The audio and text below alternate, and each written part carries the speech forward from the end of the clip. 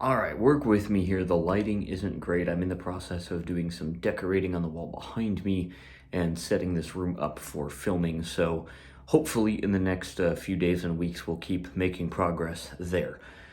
But I wanted to make a second part to following up on the oatmeal incident and talking about kind of the second group of things that happened at this last job and why I didn't go into more detail. And before I do that, I have to give a huge shout out to Emma. Thank you for your incredibly thoughtful comment. And I'm going to check out the organization you mentioned that I unfortunately can't think of the name of right now.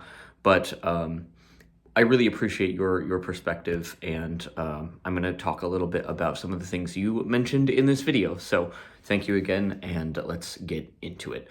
So following the oatmeal thing, right? Oatmeal is on the floor because no one told me that there was oatmeal, and I was like, wait, as a blind guy, I need a few things in a classroom, and I came up with the acronym either TACO or COAT, whatever you want to do. TACO is kind of fun, but I think it comes down to a few things. Trust. If we do taco, we have trust for T. And it becomes a couple of things. Number one, I want you to trust that I, as a disabled person, know what I need and I know how to speak up for it. And I'm going to trust that if I ask you for something, or if I tell you that I don't need help with something, that that's going to get respected and understood.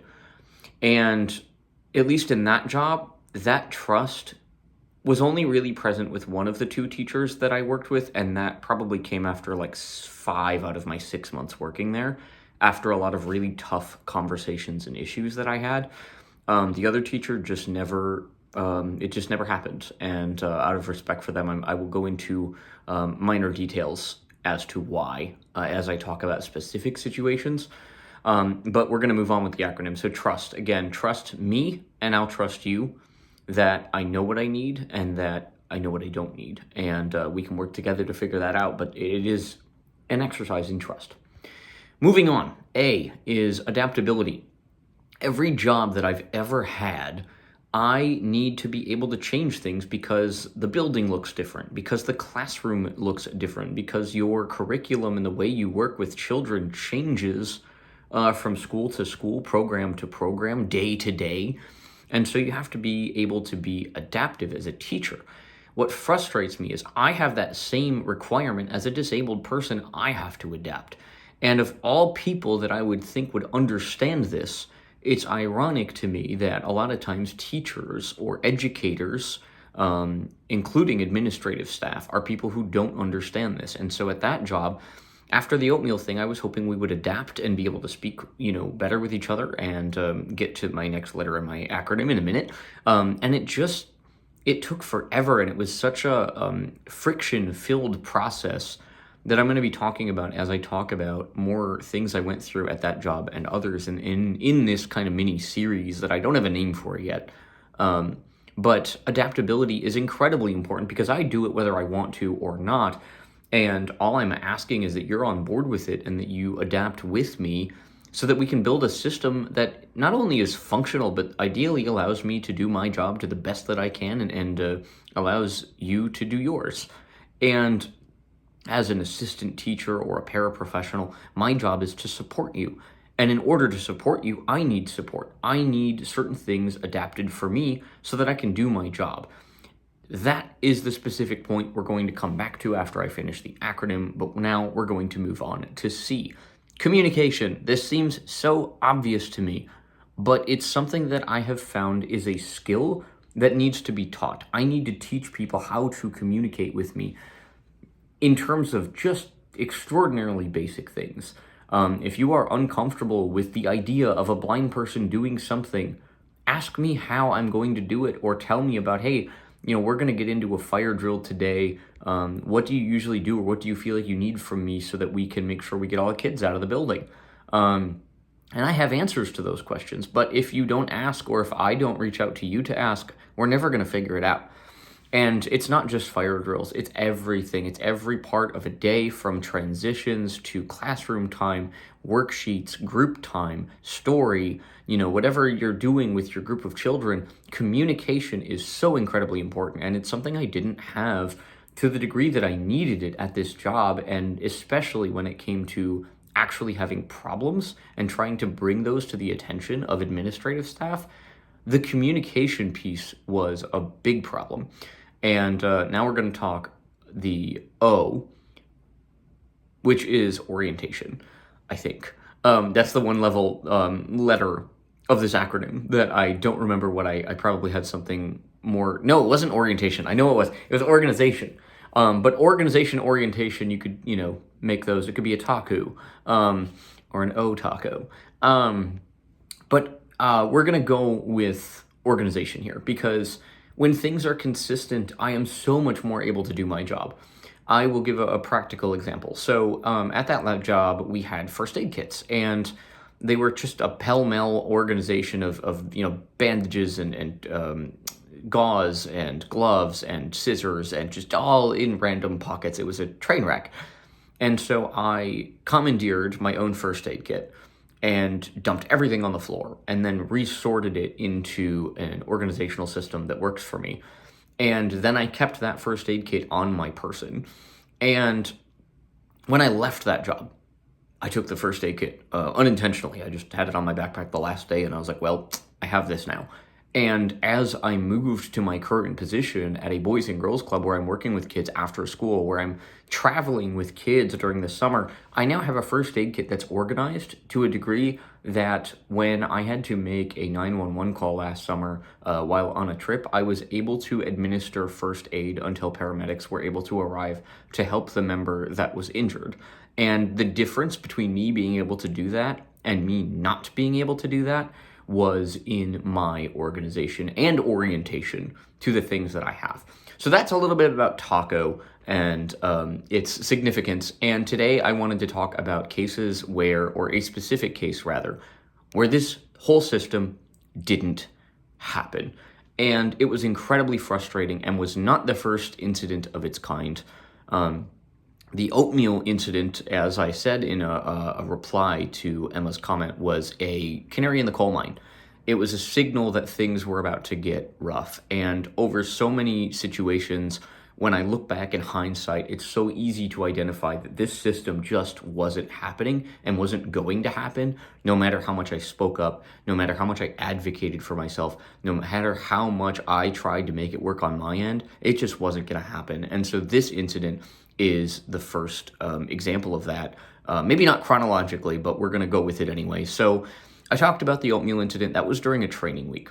The other thing that happened during that training week was that I got re-upped on my first aid CPR certification, which if you don't know, specifically in the United States, a lot of child care centers, if you're working with school-age children or in a school, offer and sometimes require that you are CPR first aid certified. I have been CPR first aid certified for the better part of 4 years. I have gotten it renewed more than once. And the way that I do that is by hands-on demonstrations of administering CPR.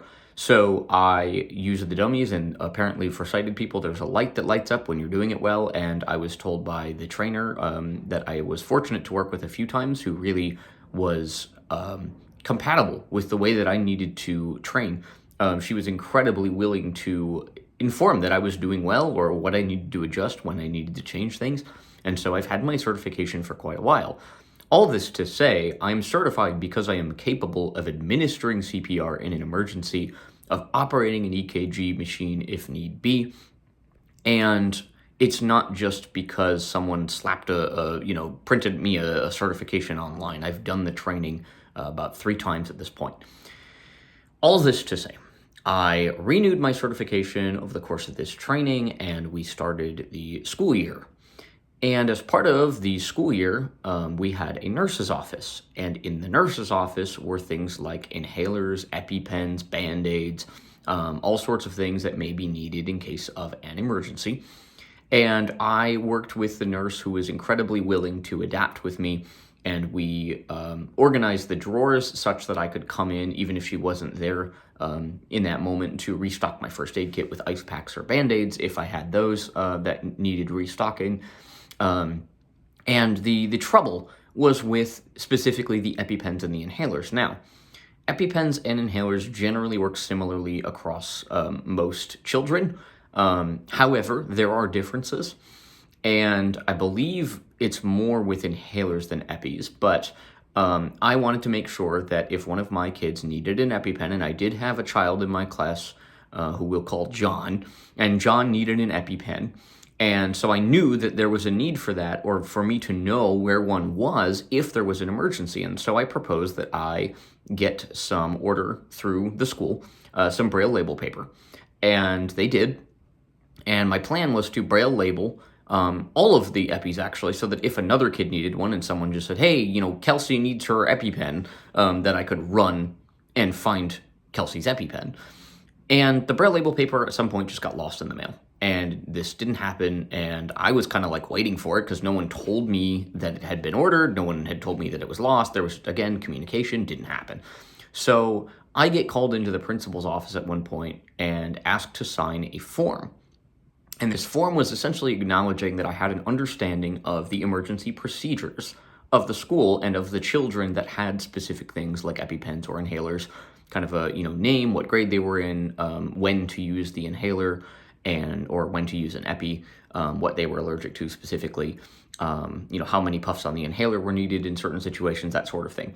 And at the time, I had a good understanding of the system. However, I didn't have a means to access all the stuff in an accessible way. And so I voiced that. I said, I'm happy to sign this form when I have a system down for myself that allows me to access all of this, which means doing the Braille labeling. And so at that point, I believe we decided to reorder the Braille label paper because no one knew where it was and I didn't know it had been ordered, and so we waited. A week or two later, I got called in again, and this is where my frustration really started, specifically around this situation and this job is when it really kicked into higher gear. And that is that they essentially told me that if I didn't sign the form acknowledging that I understood the procedures, I couldn't work in the classroom. And the reason I had told them that I couldn't sign the form was because I didn't have access to a comfortable enough system that was accessible to me as a disabled person to be able to provide the help necessary if there were a real emergency. And I essentially got told, well, if you can't sign this, then you can't be in the classroom and you essentially can't work. And I had to sign the form, which that was probably not entirely legal. And looking back on it, I signed it because I did understand the material, and I knew that hopefully Braille label paper was coming and that I would be able to make this system accessible. But I was incredibly humiliated and frustrated and quite frankly dehumanized by the whole thing. And the Braille label paper never showed up. This never got done.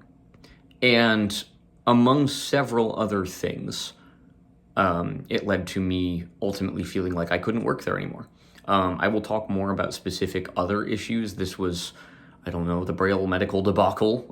Maybe we'll call that, this video that. It's what frustrates me is these things are incredibly avoidable.